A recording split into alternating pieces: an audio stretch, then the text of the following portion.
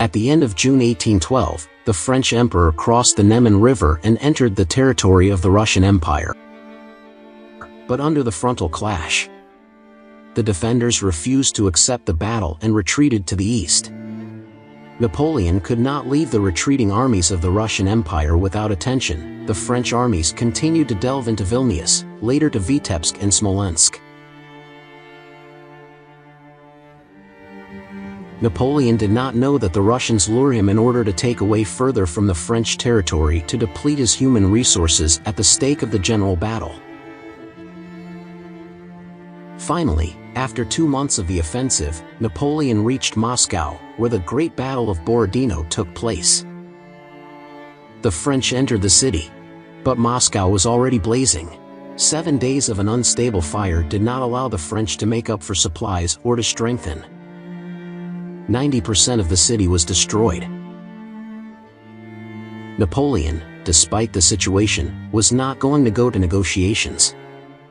The emperor is forced to leave Moscow and go home.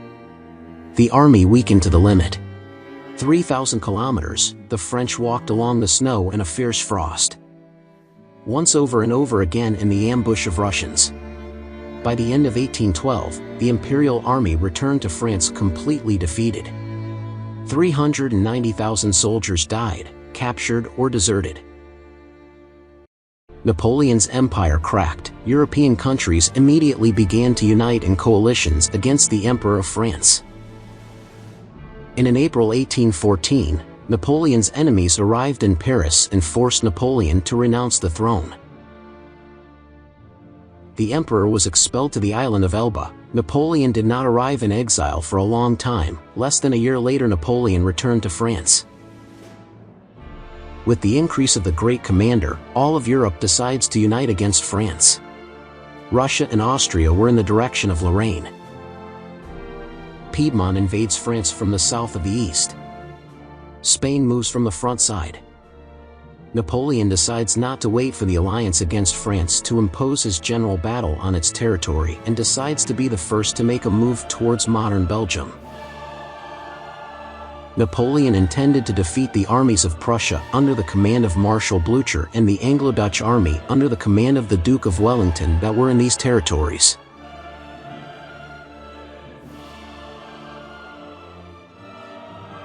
Starting from June 15, 1815, the French armies began to enter the territory of modern Belgium, and they even managed to push the Prussian line of the front.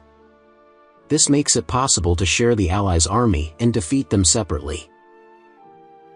Napoleon divides his army into two. One part will continue the pursuit of Blucher's army and impose a battle on the line, and the other formations of Napoleon will fight with the Wellington army in the frame of Bras.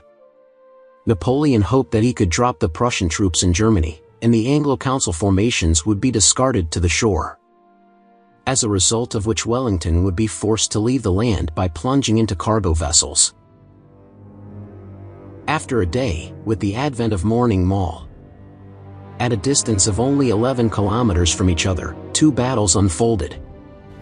At 3 o'clock in the afternoon, the army of France and Prussia converged in a mortal battle. French formations won up. The enemy inevitably loses its position, retreating their chances to win.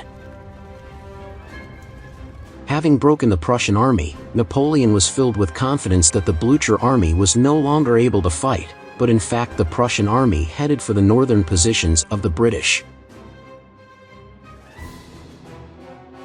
Meanwhile, the brutal massacre between the army of Napoleon and Wellington unfolded in the frame Bras, and again the French armies managed to throw the enemy regiments. The Anglo-Holland army retreats. The second victory in one day has never inspired Napoleon. It remains to catch the retreating army of Wellington and finish off. Napoleon immediately continued the chase. However, it should be noted that the retreat of the English army was deliberate. Wellington and Blucher were about to combine their forces for a general fight.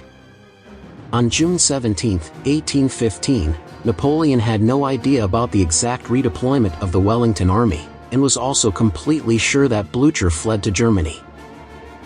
Napoleon was waiting for a triumph, to return to his control the power over Europe.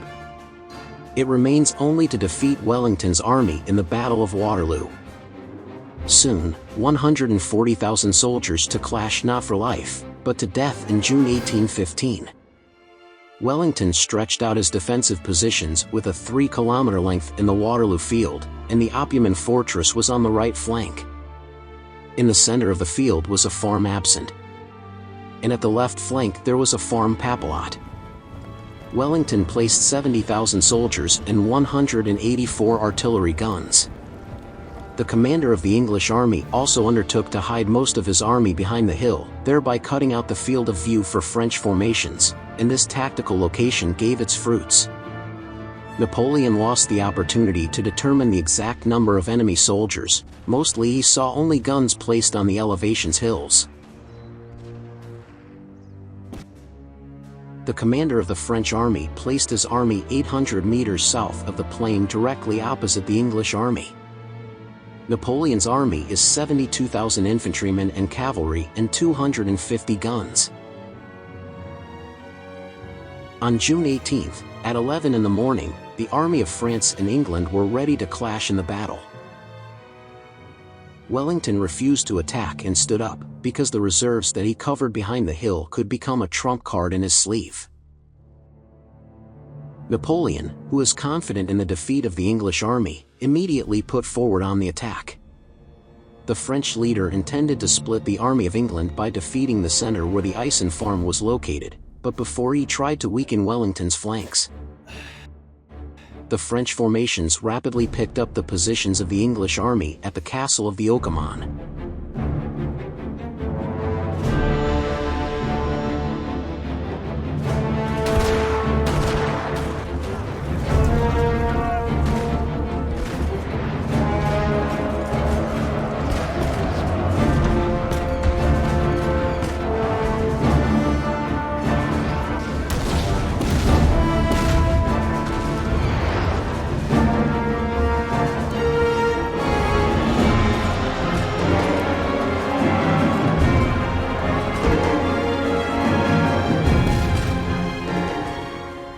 But who would have thought that weather conditions were being trained in Napoleon's plans for mud? The thing is that it was raining for 2 days, and in 2 days a 30-centimeter layer of dirt formed.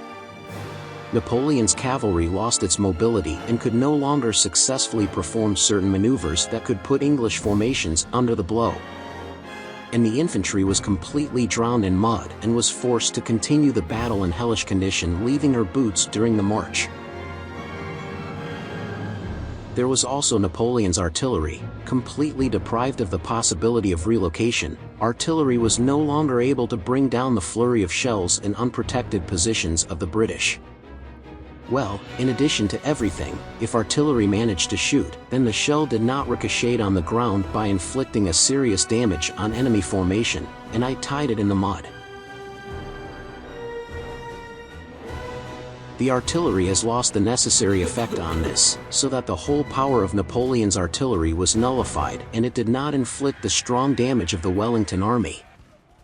The current situation on the battlefield in the stingy with natural conditions greatly slowed down the pace of the British of the French zealously trying to take the positions of the British. And this is only the first obstacle that stood lumpy in the throat of Napoleon.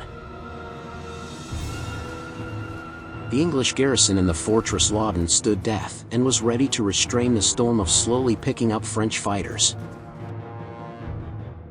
Seeing the lack of success on the flank, Napoleon decided to attack Ison's farm behind the hill of which the reserves of Wellington were located. The onslaught after the onslaught, the French cavalry frantically burst into the protective positions of the formations of the British and, as a result, they managed to throw the defenders behind the hill and occupy the farm.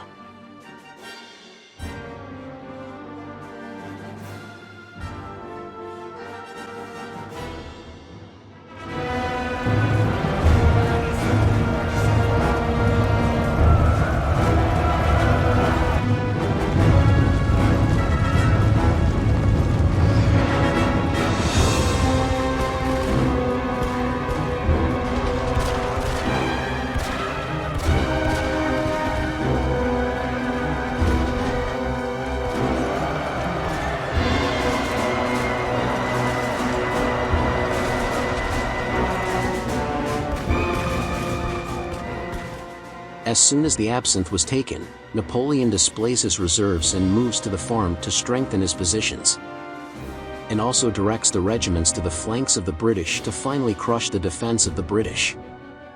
However, Napoleon did not come in a raised mood for a long time. Soon from the flank the help of Wellington was hastened by the Prussian cavalry and shells of Blücher's infantry. Not a lot of Napoleon from the victory at all. But to grief for the commander of the French army, Blücher with his army attacks, clinging to Napoleon's regiments in the flank.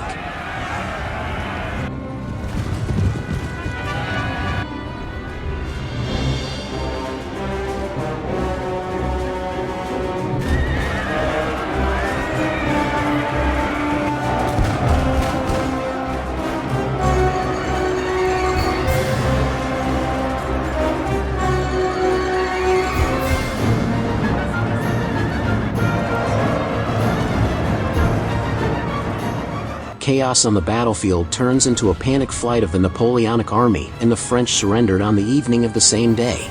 Wellington and Blücher took the bed of the commander of the French army, where they attested to their victory. Napoleon himself hardly manages to escape. By the end of the cruel battle, a terrible picture of tens of thousands of people was spread out on the Waterloo field. More than 11,000 people gave their lives, and more than 40,000 were injured.